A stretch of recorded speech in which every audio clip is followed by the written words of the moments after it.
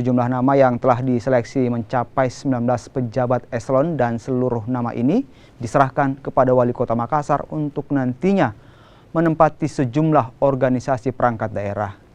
Sejumlah nama pejabat yang pernah dinonaktifkan oleh penjabat Wali Kota sebelumnya Rudi Jamaludin juga diusulkan untuk menempati posisi Kepala Organisasi Perangkat Daerah Kota Makassar.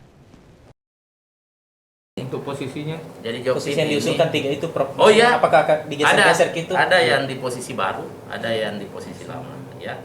Dan ada juga di dalam rekomendasi 3 itu, ada juga di posisi lamanya juga tetap muncul, ada usulan di posisi baru, ya. Kalau di jabatan yang strategis itu, Prof, macam KPU-an, Ya. Bapeda, apakah itu nanti PTSP?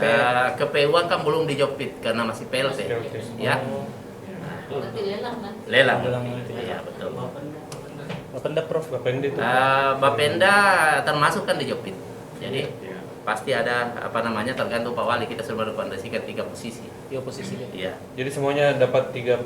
Iya, semua 3. Iya. Jadi pansel itu memang diberikan mandat untuk merekomendasikan 3 posisi. Toh, nanti yang menentukan yang mana digunakan atau nomor berapa Pak Wali ingin pilih, ya. Nah, itu tergantung dari Pak Wali.